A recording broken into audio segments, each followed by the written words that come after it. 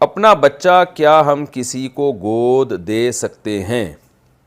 میری سالی کی اولاد نہیں ہے اور وہ میری بیٹی کو گود لینا چاہتی ہے، کیا میں اپنی بیٹی اسے دے سکتا ہوں؟ الیاس محمود: دینے پر گورنمنٹ کی طرف سے کوئی پابندی نہیں ہے، آپ دے تو سکتے ہیں، لیکن میں کبھی بھی اس عمل کی حوصلہ افزائی نہیں کرتا، اور میں نے بعض علماء کو بھی سنا ہے وہ بھی اس کی حوصلہ افزائی نہیں کرتے۔ وجہ اس کی یہ ہے کہ جب آپ اپنی بیٹی کسی اور سے پلواتے ہیں تو بچی بہن بھائیوں سے محروم ہو جاتی ہے۔ بچے کو کھیل کود کے لیے، اپنے دل کی باتیں شیئر کرنے کے لیے اپنے قریب العمر بہن بھائی چاہیے۔ یہ ماہر نفسیات بھی کہتے ہیں، اور جو یورپ کے بڑے بڑے ڈاکٹر جو بچوں کی نفسیات پہ جن کے بڑے بڑے مقالے ہیں اور ان کو نوبل پرائز ملے ہیں، وہ یہ کہتے ہیں، بلکہ اور مشاہدے پر مبنی ایک حقیقت ہے، کہ بچے کو اپنی دل کی باتیں شیئر کرنے کے لیے، کھیلنے کودنے کے لیے اپنی عمر کے قریب بچہ چاہیے، اور ایسا بچہ چاہیے جو اس کا بھائی یا بہن ہو۔ محلے کے بچے تو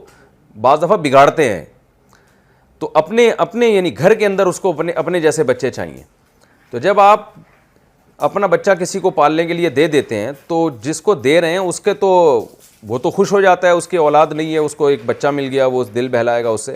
بچے کا بہرحال اس میں نقصان کا خطرہ ہوتا ہے، اسے سگے بہن بھائیوں کی جو اپنے گھر کے اندر محبت ہے، اور بہت کچھ سیکھتا ہے، مار پیٹ سے بہت کچھ سیکھتے ہیں، ایک دوسرے کو مارتے ہیں، اچھلتے ہیں، کودتے ہیں اور شکایتیں لگاتے ہیں، اور جو کچھ گھروں میں ہو رہا ہوتا ہے، بچے کی ایک جو ہے نا اس کی ایک مینٹل گروتھ کے لیے یہ سب چیزیں بہت ضروری ہیں۔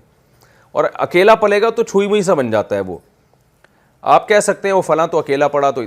اکیلا ہی پلا ہے، وہ اتنے کام کر رہا ہے، تو ہو سکتا ہے بھائی وہ بہن بھائیوں کے ساتھ پلا ہوتا تو اس سے زیادہ کام کر رہا ہوتا۔ یہ تو کچھ گاڈ گفٹڈ بھی کچھ صلاحیتیں ہوتی ہیں، تو جائز ہے، لیکن میں اس عمل کو کبھی بھی اس کی حوصلہ افزائی نہیں کرتا۔ دوسری گڑبڑ لوگ یہ کرتے ہیں کہ بچی پال کر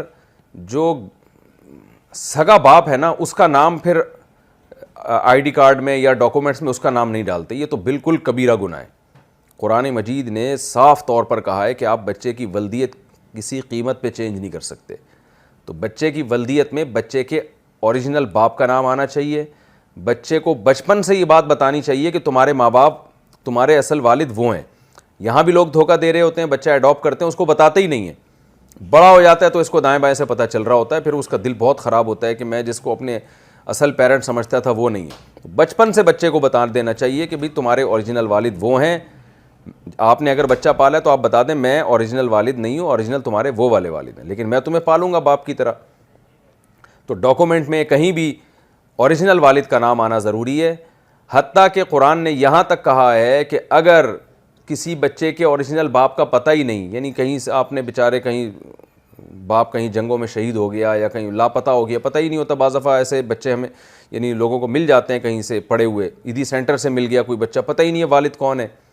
تو بھی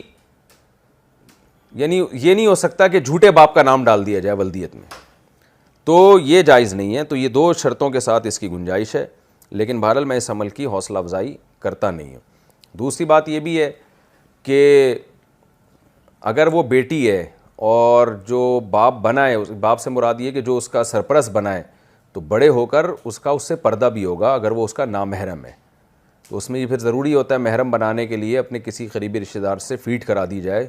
تو اس کے پھر الگ احکام ہے، کبھی کوئی پوچھے گا تو انشاءاللہ پھر بتائیں گے۔